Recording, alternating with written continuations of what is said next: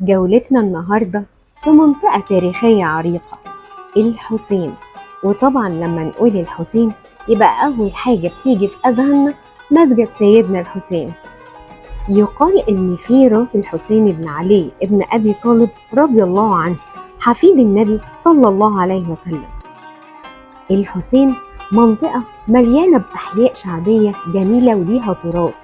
وطبعا حي خان الخليلي ده واحد من أشهر أسواق القاهرة اللي فيها محلات ليها شنة ورنة، من محلات عطارة وبازارات سياحية وأماكن فيها تحف وحاجات جميلة جدا، وخصوصا حي الصاغة اللي بتلاقي نفسك عينك بتزغلل على حاجات جميلة فيه.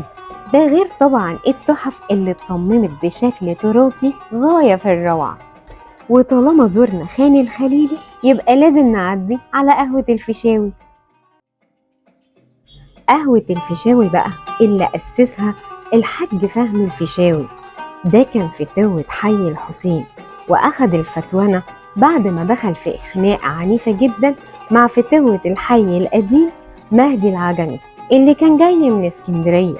مهدي العجمي كان فتوة مفتري وواخد الفتوانة بدراعه، بس الفيشاوي هزمه وطردوا شر طردة بره القاهرة كلها وبره الحي كمان، ورجعوا اسكندرية زي ما كان، وبقى هو الفتوة بتاع الحي كله.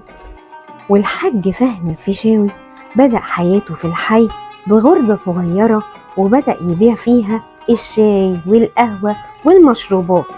وجت أميرة من الأميرات أهدته حتة أرض وعليها رخص قهوة كبيرة سنة 1798، وقسم القهوة دي ل3 حجرات.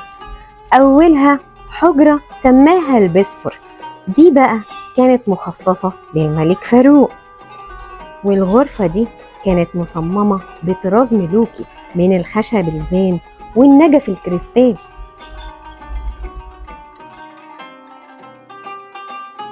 والغرفة التانية كان اسمها التحفة، دي بقى كان بيقعد عليها أشهر الأدباء والفنانين كمان. ده نجيب محفوظ بجلالة قدره كتب فيها الثلاثية بتاعته بين القصرين وقصر الشوق والسكرية. ده حتى جميلة بوحرد زعيمة الثورة الجزائرية لما أفرجوا عنها وخرجت من السجن وحبت تنزل مصر علشان تشكر الفنانة ماجدة إن فيلمها كان سبب في خروجها من السجن، أول ما نزلت وزارة قهوة الفيشاوي. والأجمل بقى روح الطرب اللي بتطلع من أشخاص في الفيشاوي.